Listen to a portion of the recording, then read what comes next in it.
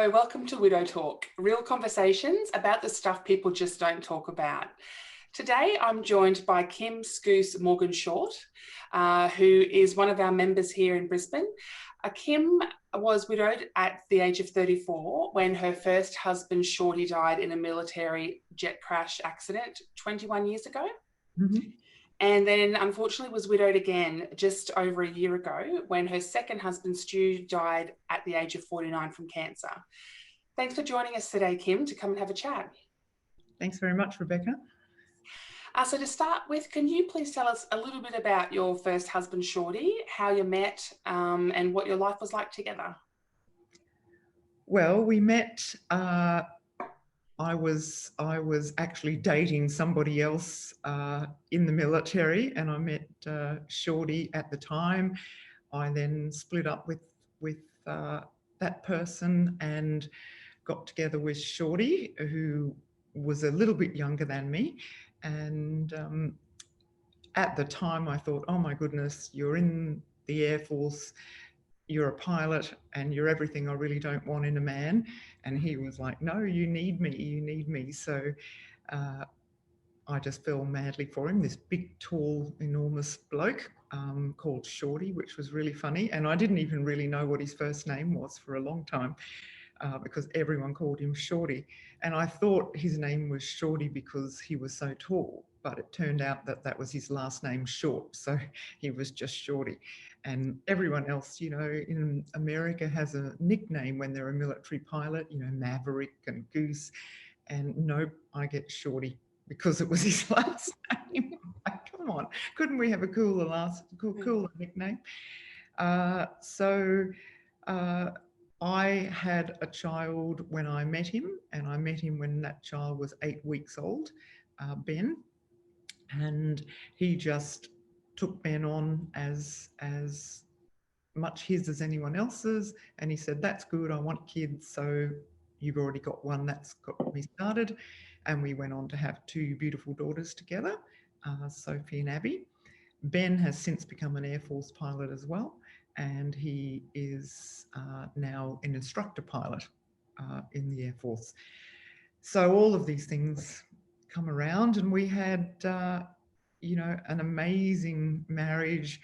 He was posted to United States Navy Test Pilot School, which is over at the Chesapeake Bay, and he was the youngest pilot to do test pilot school, so he was 26 at the time.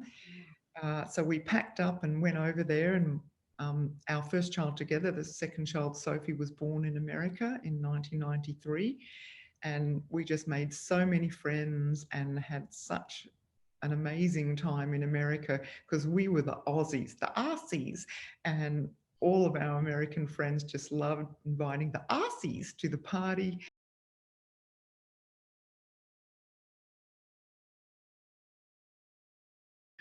We'd seen each other for a couple of days over the Easter, and he went off to Malaysia, what was ostensibly a 3.5-week deployment. And he was killed about 10 days into the deployment in a crash in a remote island in the South China Sea, flying an F-111. Was that during like a training exercise? Or? Yeah, so it was called what's IADS, and it was a training exercise with the British, the New Zealanders, the Malaysians, the Australians, and you know, it was a big exercise, and they impacted an island in the South China Sea, which was obviously very remote and very difficult to get to. And I was that person that every military, you know, wife's horror is to be knocked on the door in the middle of the night by two men in uniform. And when you get that knock on the door, it's not good news. No. And, you know, actually seeing my front door had sort of some LED lights in the front door.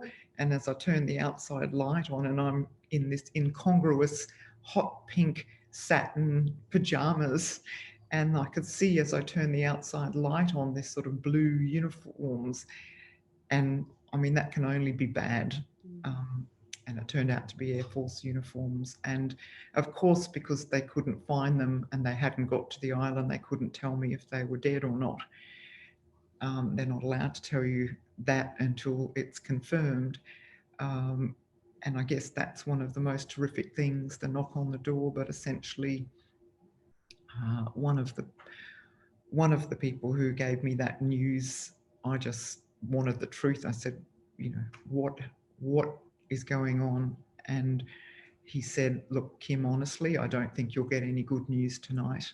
And that at least meant that I wasn't sitting there hoping, whereas the other widow, the navigator's widow, who obviously the navigator died with my husband, who was the pilot, and she just sat there all morning thinking they'd be all right, think that they'd ejected and that they'd be all right, whereas I kind of knew that they weren't, that they hadn't ejected. Yeah. Well, that they thought that they hadn't. So that was 1 minute talking to him on the phone. He'd rung. That was the very first deployment where the military gave them access to an email, and I didn't even know how to use email. That was 1999. Yeah. And so because I didn't know how to use email, he'd sent me a message on email, but I didn't know how to use it. So he decided to ring me instead, and rang and found out how my son's rugby team was going, because he was the coach, and chat, and then he had to go and get into the aircraft. And because it's so normal, you're thinking, oh right, and I had 3 little kids, a 3-year-old, a 5-year-old. I just got back from rugby, and I'm like, oh okay, bye, have a good night. And none of that, what you think you're going to say, which is I love you, be safe, all of those things. Yeah. So I was thinking about it. I didn't think we would never have another conversation again. And a couple of hours after that phone call, he was dead. But of course, I didn't get notified till many hours after that phone call, because they were in Malaysia and it was 2 hours ahead. And I guess the worst thing ever was thinking, what do I tell the kids when they wake up? Gosh, 21 years ago, and listening to you listening to you tell that story, I have goosebumps, feeling like 21 years doesn't take away the pain and how difficult that was. Your children obviously grown up now, but that's something that you just never get over or never recover from. Never. And my dad actually went in, and it was a weird thing, because the padre at the door said, who would you like me to ring? And my first thought was, ring Shorty. Oh my God. And there's these sort of ridiculous things, but the person that you need at that moment is the one that's not ever going to be there again. And so they rang my mum and dad, and fortunately for once I was living in Brisbane, and my mum and dad were not too far away, and they came down, and my dad went in to tell my son in the morning, because he was 9, so he was going to understand. And then I had to go and tell the girls, who were 3 and 5, and they just didn't get it. And it was, what does a 3-year-old get? And then I remember that my 5-year-old went into the 3-year-old's bedroom and lay down on the floor next to her bed and held her hand. And that was a bit heartbreaking. Yeah. To come in. So they knew, I told you I wouldn't do this, but I am. But they knew something was in the air, of course, and they could tell the distress. I was in the Air Force Reserve and had been for quite a long time, and my dad said, you're never going to get to that island. It's impossible to get to. They've got a ship on the island now, and they've got helicopters there. You make them take you over there and say goodbye to him.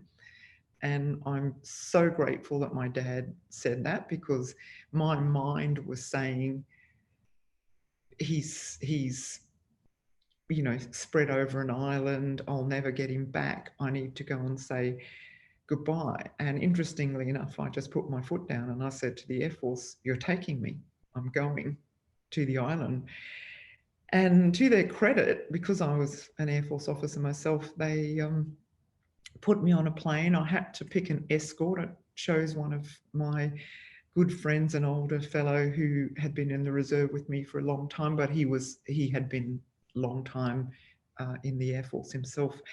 He went as my escort. We got flown to Singapore. We then got flown to an island called Pulau Tioman in Malaysia. And then we got picked up by the helicopter off the HMAS Tobruk and came and picked us up on this island and then flew us over the crash site. But on the night that I was on this island called Pulau Tioman, I met these two lovely Malaysian ladies, and they were telling me that they knew all about the crash. I heard more about the crash from them. They'd collected all the newspapers from the Malaysian news about all of the accident. They said, "We knew you would come." And I said, "How did you know we'd come?" They said, "We just knew you would come."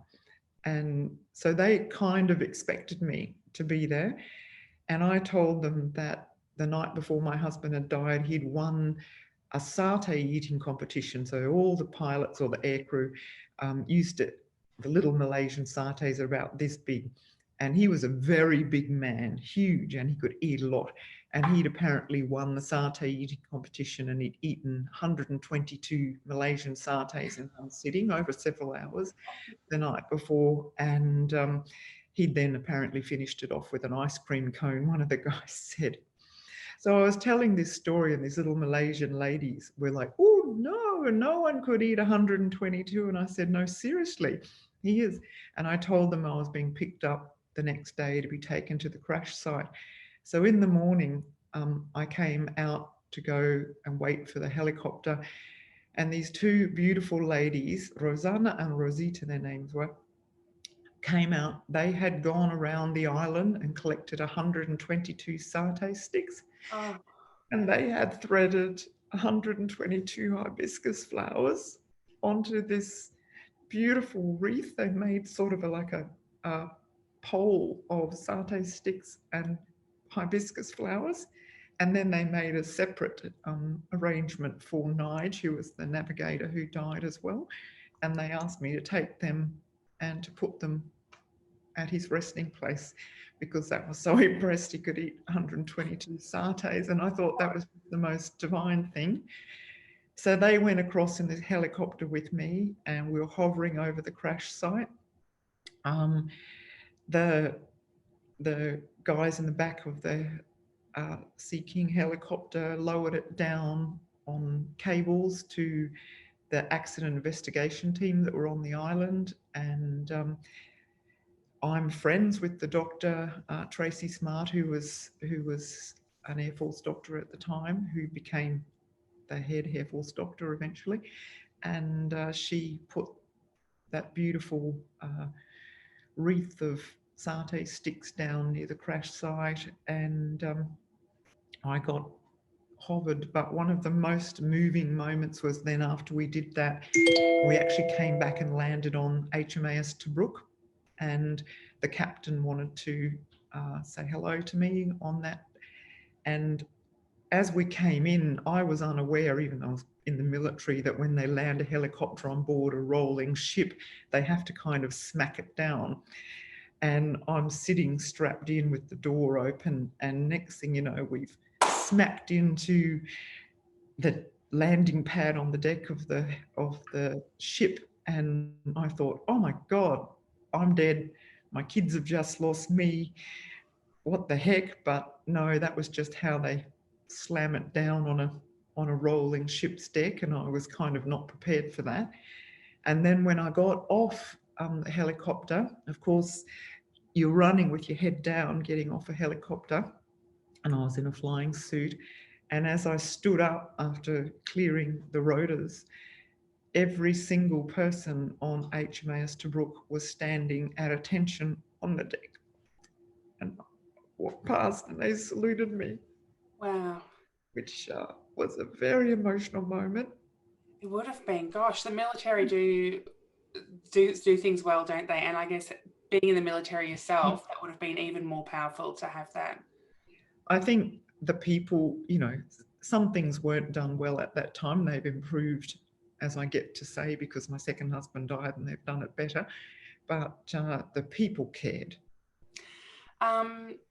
So did it take you a little while after that to feel ready to date again? And I know you've mentioned that Stu was in the military as well. So how did you eventually then meet Stu and decide that you were ready to open up your heart again?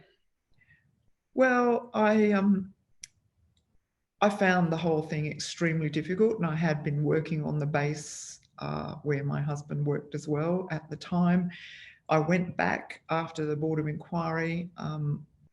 You know, myself and the other widow were two of the first widows who insisted on being present for the Board of Inquiry. There were lots of things that weren't done fabulously well back in those days. Us insisting to be present at the Board of Inquiry was the start of a big change that occurred over years. I found it all traumatic to go back to work there. Not that, I mean, my colleagues were fantastic and everybody I worked with fantastic. I just found it traumatic. I had my husband's ashes interred at the front gate of the Air Force Base, and I had to drive past him every day. So I decided to leave, and I decided to pack up and move to Ireland.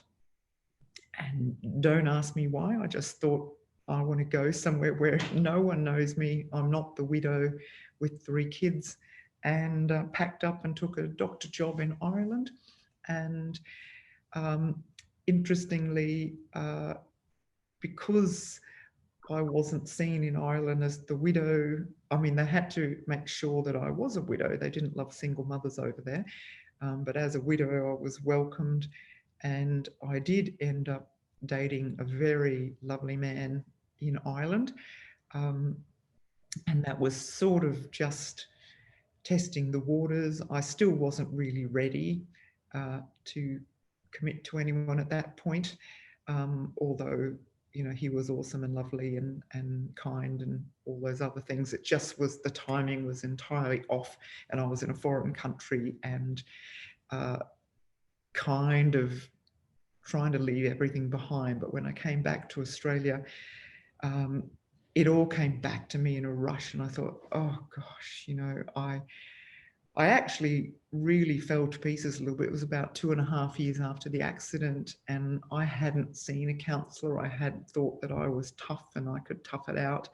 And I realised then that I needed some support because I was actually re-grieving. It was, everything opened up again, and I took myself off to see a professional, and this doctor was awesome, fantastic, very supportive, very much about telling me that everything I was experiencing was entirely normal, albeit the situation was an incredibly abnormal situation for a young woman with kids to be in. And interestingly enough, I then met Stewart, who became my second husband, and he's a British Tornado pilot in the RAF, and he'd been posted into my late husband's squadron to fly the F-111 on exchange. But he got posted into the squadron while I was away in Ireland. So he then made friends with all of my late husband's friends. He knew some of them anyway, because in fact, the navigator who died with my husband, Shorty, had been on exchange to England and had flown in as Stewart's navigator in the Tornado. So he said he remembered when the crash occurred. He was in Kuwait at the time. He walked out of a bunker. He got a message because there were mobile phones. He was the only one. I didn't have a mobile phone in '99. And he said he got told that Nige had been killed in a crash. And he said he walked out of this bunker when he was in Kuwait doing, you know, what they do in the Middle East, and said he wondered who the pilot was, wondered if he knew him, and wondered if he was married. And he said eventually when he met me, he never imagined that when he had that thought going through his mind, that he would be married to me and raising that pilot's children. Pretty amazing. Yeah, but military is a small world. So he came out, he was newly separated, in the process of getting divorced. He had 2 kids that were back in England with his ex-wife. He made friends with all of Shorty's friends in the squadron. He already knew some of the people who'd been on exchange in England, and he was well ensconced into the sort of, you know, the squadron life. And then I reappeared from Ireland, where I've been. And of course, that's my world, and all of Shorty's and my friends, you know, sort of welcomed me back. And I met Stu at a mutual friend's, another navigator who had actually been on exchange and had flown with Stu in the tornado at his birthday party. At the time, Stu told me that he was trying to work things out with his ex-wife. And so, I mean, I completely dismissed. I mean, I wasn't even thinking that there was a relationship there. I just went, oh, hi, nice to meet you. And here we are. And a few weeks later, we then ended up at Alegria Cirque du Soleil, which is the Cirque du Soleil called Alegria, which means happiness in Spanish. And sparks flew, and ultimately we were joined at the hip ever since. That's lovely. And I mean, that sounds like what should be the end of the story, and everybody lived happily ever after. But of course, we know that things don't always go like that. Just one question though, how hard was it for you to marry another pilot like that? I can imagine that would have been a little bit challenging for you, or I think the world you knew? Very much forefront in my mind when I met him. And I thought, oh God, how am I going to worry about this? And he did sit me down at one point and said, this is what I do. This is what I've done my whole life. I can't change it, and I can't change it for you. He said, if you can't deal with it, we're going to have to think of something else. And I thought about that, and I sat back and thought, well, he's the most awesome person. Why would I spend my life not being with him and giving myself a chance to be happy again, on the very unlikely scenario that he's going to crash again? And I think because he was in that same world and he understood what it meant, he kind of helped me without meaning to help me. It wasn't like I sat there every moment, but he would do things like when he landed, and they often fly at night, tornadoes and F-111s, and he would text me when he landed, because they often would then do up to 2 or 3 hours before they got home, because they had to go on debrief. And I could then go to sleep. And it was funny because I would listen in for a phone call or something as time went on, text messages, and or he'd ring me in the early days before all of that, and then I would just turn over and go to sleep. And I didn't realize that I was actually waiting for him to land safely. And but interestingly, we then sort of had this relationship, but it was in Australia and in Brisbane, and ultimately he had to go back to England, so his time on the F-111 came to an end. In fact, I didn't realise it was in 2003, and he was supposed to be in Australia for another year, but I didn't know, and he didn't tell me that he'd rung back to England and the Gulf War started, and the F-111s weren't going to the Gulf War at the time in 2003, but the tornadoes were, and he wanted to go to war.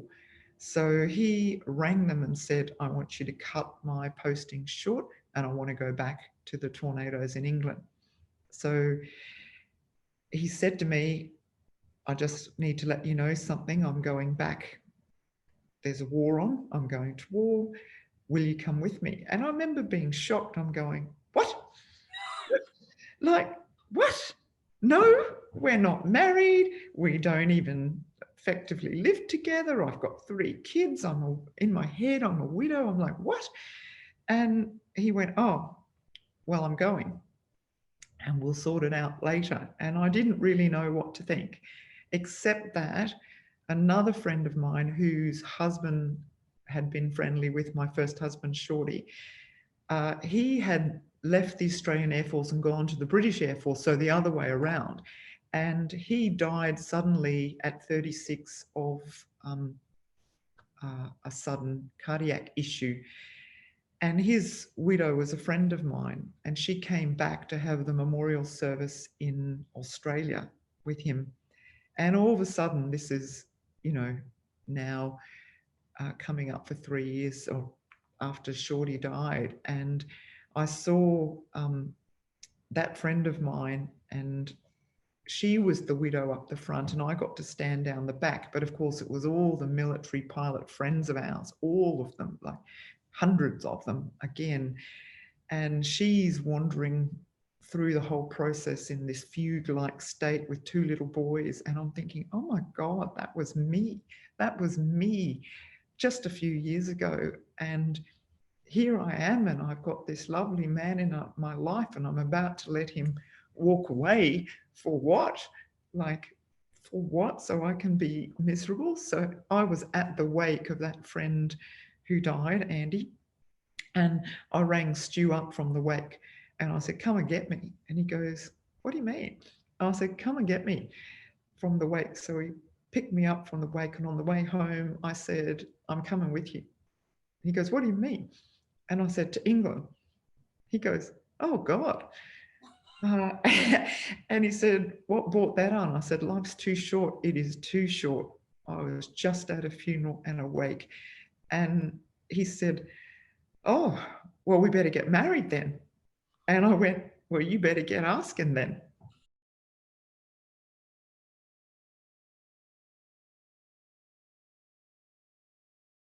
And at the end of the year, I was training, and I had long wanted to do a deployment to the Middle East in my reserve capacity. And I was on training to do this 7-month deployment. And 2 weeks at the end of that year, before I was to deploy to the Middle East for 7 months, he got diagnosed with a cancer. And it was a hideous muscle tumor that's known to be caused by chemical exposure and radiation. And it's called an undifferentiated pleomorphic sarcoma, horrific sarcoma, horrific cancer because it usually necessitates amputations. He got away with not getting an amputation, but massive surgery. They told us that he might be clear of it, and he got himself with half his leg longitudinally missing and cutting all of his abdominal muscles out and putting them down in his leg to replace them. He managed to pass the Air Force fitness test and was allowed to go on to fly that aircraft. So this all took about another year, and at that time he said, right, I've beaten this, I'm going to try and fly this refueler aircraft. And he said, why don't you go and do your deployment to the Middle East? And I was like fraught, going, oh my God, you know, you've had such a big scare. He said, I'm fine, you go, I'm on a training course. So off I went for 7 months to the Middle East on our biggest airbase called Al Minhad. And I was a senior medical officer there for 7 months. Interestingly, I had to tend a fatal plane crash and things at the time, which was all a bit traumatic given my history. Very professionally warding, had an amazing time, and came back from my 7-month deployment home for 5 days, and Stu got the news that the cancer had spread to his lungs and he was considered terminal. So that's a blow. And what year was that? 2016. Okay. So they said, they literally sat us down 5 days after I got back from a very long campaign and said, you've got 12 months if you're lucky to live. And at that stage he was, I don't know, about 46. And we're looking at each other going, did we just hear that? Like, did someone just say that to us? And so we went home in this state of shock. By the Christmas time, it had spread further, and they said, this was the Christmas 2016, they said, you won't survive till Easter. So we flew all the kids to Brisbane, 3 of whom were in the UK at the time. We flew his dad and his 2 sisters and everyone, and we had this kind of Christmas to remember. very traumatic. He started chemotherapy, but we were all anticipating he was going to die by Easter. And then we managed to get hold of one of these newfangled immune drugs, thanks to the Air Force. I'd actually sold our house and tried to rally the money and tried to get hold of it. It was a drug that was only available in America, but we somehow got it and magically melted all the cancer away. Just amazing. And we were in that strange thing, do we dare to hope? So we said, we're going to hope, we're going to act like nothing's happened. He went back trying to train to get on the Air Force training program. He actually went back to work and was working. I was working. We tried to kind of normalize our lives, but we were doing lots of, bucket list stuff anyway. And then we got the devastating news that it had all come back again at the end of 2017. And then pretty much all of 2018 was surgery and misery, and I couldn't work because he needed looking after, and we were trying to do bucket list things, and every time we went away he had a medical emergency. So we went from having abscesses and septicemia, pulmonary emboli, strokes, everything that could go wrong happened on these trips, and we were away, and I had to deal with all of this in emergency fashion, and ended up, fighting through all of these things when he wouldn't talk to me about dying, because he said, if I talk to you about dying, it's going to make it happen. So I'm going to not talk about dying. And I kind of want to talk about this in this podcast, in that everyone thinks that when you have someone who dies slowly, that you're going to get a chance to talk about those things and tell each other all these things and tell all these things that you want. Whereas someone who dies fast, bang, you don't have any expectations. It's not always true. Stewart wouldn't talk about it because he was determined that he was going to beat it, no matter the odds were totally against him.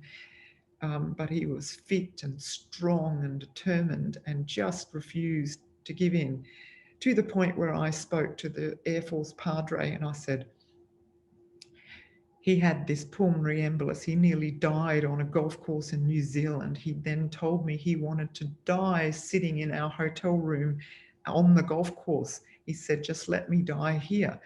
And we hadn't discussed this at all. And I'm going, well, if that's what you had talked to me about, I would have done it. And I was then in this terrible position because he got sicker and sicker in the space of about half an hour. And I hate to make a terrible decision. Do I sit and hold hands with my husband looking at the ocean on his dream golf course and let him die there? Or do I call emergency services and do we do something about this? Because I didn't think it was necessarily something that couldn't be treated at the time, but obviously he was terminally ill. So we hadn't talked about it. When he then collapsed, even I panicked, and we ended up getting the helicopter ride that he'd begged me to do with him as a tourist the day before, but we got it in the emergency chopper. And I don't like flying. No. So we saved him yet again, so we could save him, and then he could have a stroke when we were on Hamilton Island with all the kids. And then we medevaced him out again, and they saved him again, only for him to die even more slowly at the end. But after I spoke to the Padre obviously had a word with him and made him write me a letter, or encouraged him to write me a letter that got put in the safe. And I was told by the Padre I was not allowed to touch that letter until or if the end came. And I'm really grateful he wrote that letter. True military fashion, he wrote points for me to do about what type of funeral, what type of thing he wanted. He never said that he minded me hanging on to my first husband's clothes and boots and shoes and drag them all over the world with us. He never, ever said, don't do it. But what he wrote in point 4 was, please give away my shoes and my clothes and don't hang on to the stuff that doesn't matter. So he possibly didn't mind, but he never told me. Was that helpful to you to have that kind of instruction, or you did what you wanted anyway? I thought it, well, he said he only wanted a small funeral, but we had a massive funeral in a military funeral. They do good funerals, and we probably had 1,000 people at the funeral and a 21-gun salute. And I said, well, everyone wanted to come, so sorry about your small funeral. It wasn't going to happen. I often think too, funerals, I don't know if this is going to come out the right way, but funerals aren't for the person who's gone. They're for those of us left behind. You know, it's for us. Yeah. So. And I was glad he told me a few things about what he wanted, and I'm glad, he did like the idea of a military funeral. He was not a show pony. He didn't like a fuss. But I am very grateful for the most beautiful funeral you could ever imagine. In the end, I felt like we'd done the right thing, and I liked having the set of instructions that he said, only keep the clothes, keep my cross and my rings.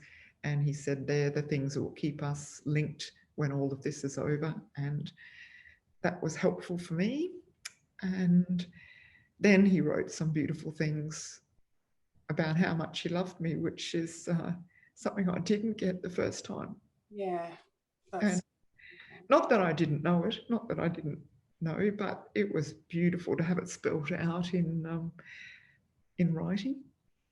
So yeah, that was lovely, and I'm very grateful that the Padre convinced him to do it, and it just made me feel better that I actually had done things according to his wishes, albeit a little bit my flavour in there. Yeah. Did you find that when Stu died, it brought up some of the feelings of grief that you felt when Shorty died, that maybe you hadn't felt in a while? Like, did you feel like you sort of grieved him again as well, or? Yes. Yeah. It was the same year, like it was 20 years to the year. So Shorty died 1999, Stu died in 2019. I actually thought on Shorty's 20-year anniversary that Stu was going to die because he was so sick on that day. And I was just thinking, oh, please, God, don't do this. Like 20 years to the day, but Stu battled on and lasted another 6 months. And then as he's dying and in hospital, he only went to hospital for 36 hours. It was on the 18th and Shorty died on the 18th. And I remember whispering to him, I said, do you have to make the 18th the most hated number in my entire world?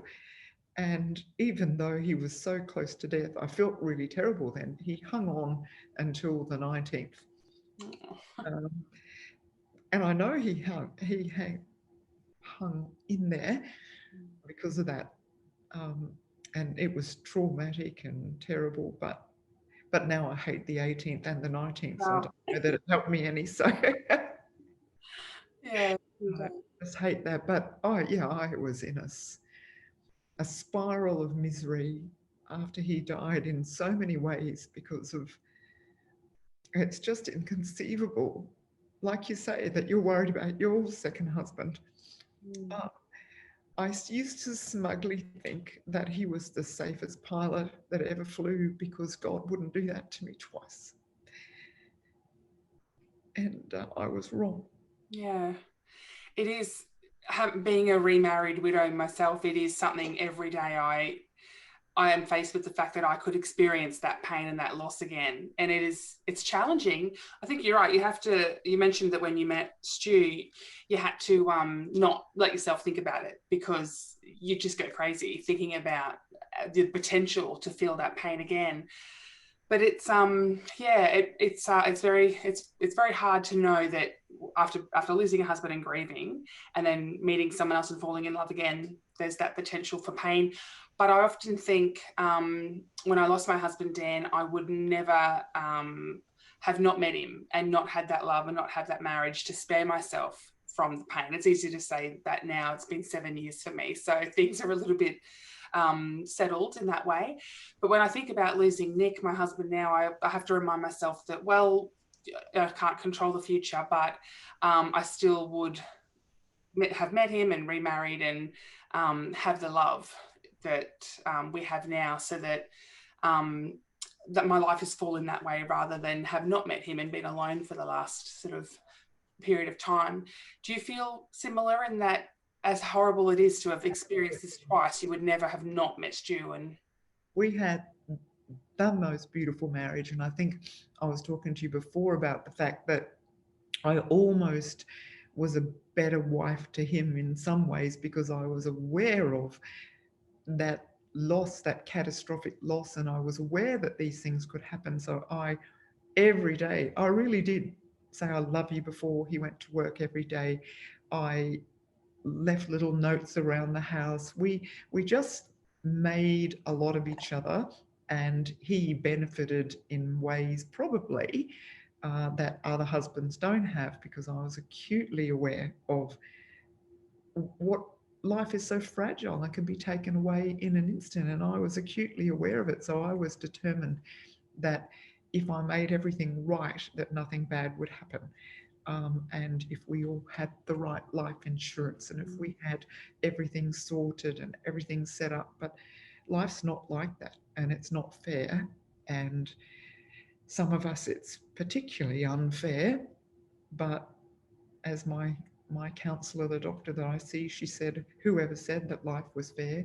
And you have to just stop thinking that, you know, everybody gets an aliquot of sadness in their life. She said it's just random and uncontrollable. And I agree, I would never have given up all those years with Stu to stop this pain that I have now. I'd never choose to be that person who has, you know, given up happiness to prevent sadness. I don't want to do that. And that's why, I mean, obviously things are raw for me now, and it's early days yet, but I would never close myself off to the future. I'm not looking, but I would one day hope. I'm 56. I imagine I'm going to be alive for 30 years, and you know, I've got a heart shattered into a million pieces, but I would love the chance for someone to glue it back together again. I would. And it's not something that I'm seeking. It's not something that I'm blocking. Yeah. I feel for me, and it's not for everybody, for me, I didn't stop halving my love for my first child when I had a second child. I didn't cut my heart in three when I had a third child. My heart just stretched up and fitted everybody in. And I think it's the same with people that you love. You can't have too much. I agree. We have an infinite capacity for love. It's one of the most amazing things about being a human. So you're right. It doesn't. You left that in point 7 that he said, I want you to leave yourself open to the possibility of meeting someone else in your life. He went on to tell me how wonderful I was, how, you know, important our marriage was, how awesome I was, and that my happiness was his only concern. And I think that leaves you open to why not? Yeah, that's amazing. You know, and not that I needed Shorty's permission to meet Stu. I just knew Shorty well enough to know that Shorty would never have begrudged me being happy.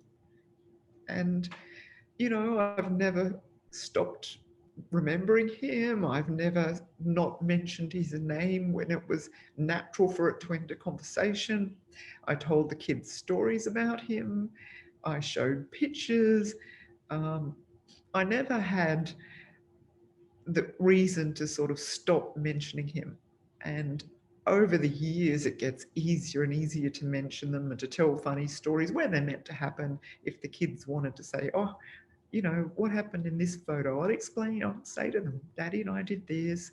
And for them, both my daughters now, who were very young at the time, obviously Ben at 9.5, was old enough to have memories of his own of Shorty, but the girls were 3 and 5, and I don't believe they have hardly any genuine memories.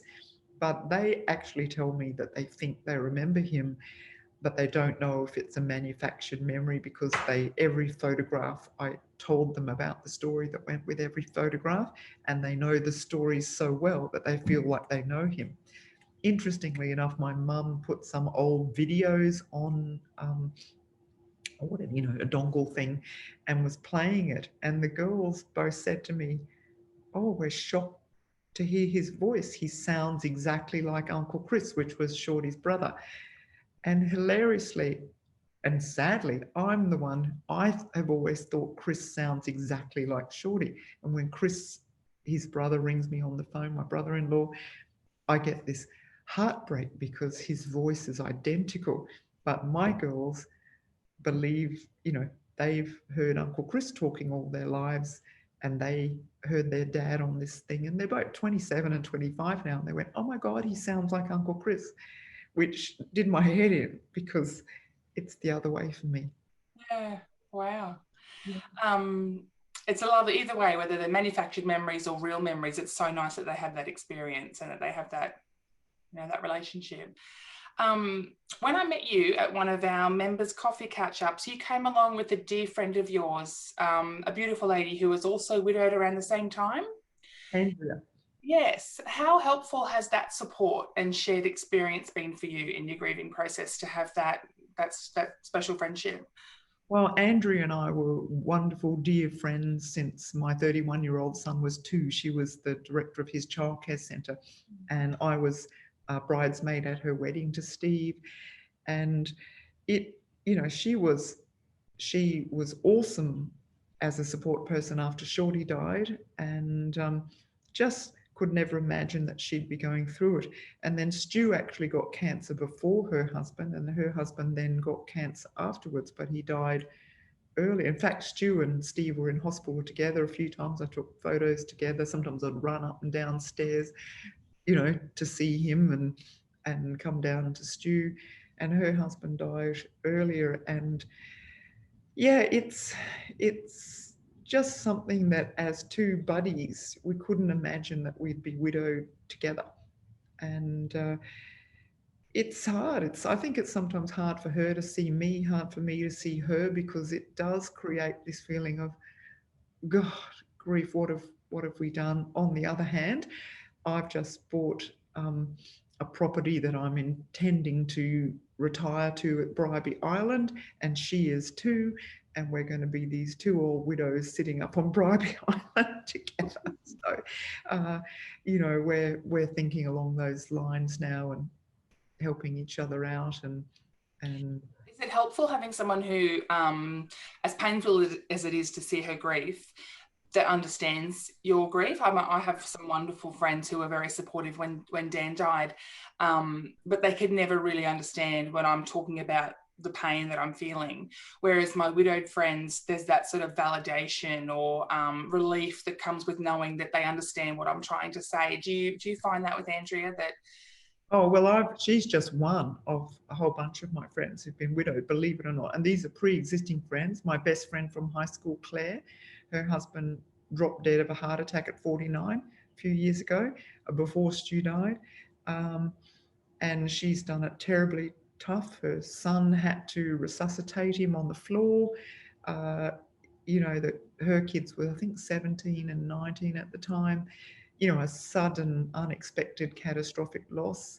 So, she lives in Alice Springs, so it's been a long distance friendship, but she knows I've gone and stayed with her, and she just knows what it's all about. The friend whose husband's wake I was at when I told Stu I was going to accompany him to England so he could go to war, don't ask me that. She's been a good friend. She's been widowed for a long time now. uh, hasn't remarried. Again, she's open to it, but has never, and she's a good support. So there's quite a few people I know and I knew beforehand who've been widowed. And interestingly, our dynamic of a relationship uh, is different to other friends who, I've got some very good friends who've stepped up and been very, very supportive all the way through. And interestingly enough, it's been different both times. The first time there was a whole, I probably was much angrier. I'll be honest with you. I was furious when Shorty died, and it was sudden, and we had 3 little kids, and it was in a crash that had some aspects that were preventable.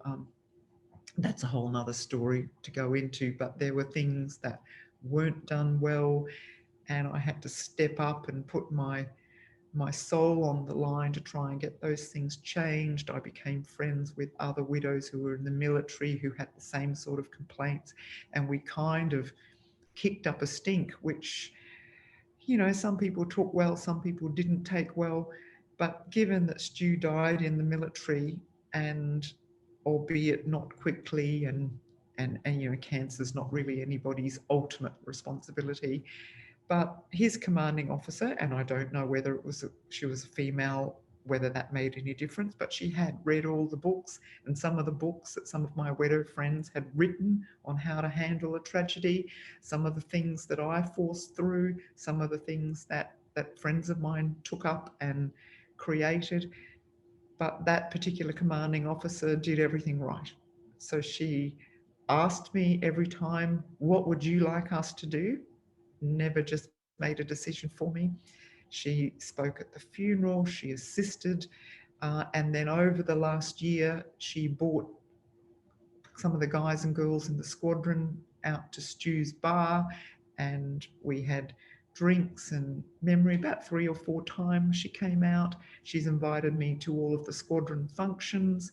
She asked me, would you like me to present Stu's record of service privately at home, or would you like it presented in front of the squadron? She gave me all of these options, which were all of the things that I said, you know, always ask, just, ask first. And she did it perfectly. And so in a weird way, I felt more connected with Stu's death, and the squadron's been extremely supportive. And I guess cancer is different because it's slow, and Stu was very open about his cancer. He put stuff on Facebook, and believe me, he didn't use Facebook except for the odd political rant, which I used to say, oh God, please, we'll have no friends. But he put on Facebook, and interestingly enough, a lot of people criticize Facebook, but I love the fact that people could put supportive comments without feeling that they were awkward. Sometimes they'd put private messages. Sometimes they'd send me things and say, how's Stu's doing, when they couldn't ask me face to face. And we all know that people struggle with that. And the lessons I learned from the first death to the second death is that I was furious at the first death. I was furious that it happened. I was furious that my life got changed in an instant. I was suffering more, I think, because I had no time to deal with it. And then I had little kids, and I was so exhausted I couldn't think straight. And I probably, had a bristly person. At that time I was furious. But it was more difficult without Facebook and without text messages in those days for people to say, and they all said to me years later, we were thinking about you all the time. But in those days, I took no notice to mean they weren't thinking about me at all. But that's not true, and I now know that. And one of the things my doctor who I see, the counsellor, she said, you can't expect people to be good at dealing with grieving people because you didn't know how to deal with it when you were first widowed. How can you expect people to be good at it when they don't know the first thing about it? So you have to help them help you. And if you need something, you have to ask them for it. So this time around, I have been less reticent and less expecting. I've expected people in the past to know what I needed, but I'll say, I don't cook. I'll be like, I'd love it if you could drop me over some food. Great. They do. And people then love it, that they've got something to do. I would love it if you would take me out to dinner tonight. That would be great. I'd love it if you'd come over and bring some of the guys to have a drink in the bar. So I say what I'd like, and then people are really grateful for a way to help make things better for me. And Message. when people say, what would you like me to do? How can I help you? I'd go, I'm starving to death. Could you cook me some food? And then I'd get things like, plates of beautiful homemade biscuits and on. And at the time, of course, that you can't eat a thing.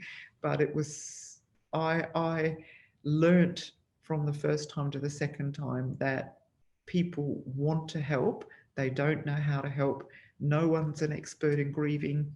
And I get to be that expert in grieving because I've got, sadly, to do it twice. And I am not going to be shy about asking for support. If I'm lonely, I say, will you come and spend the night at my place? And my sister-in-law will come and stay over. My daughter will come and stay over. I ask. And people are only too helpful when you do. But as you probably know from your own experience, I think everyone listening probably knows that if you stay stumm, everyone else stays stumm. That's it. Don't know what to do.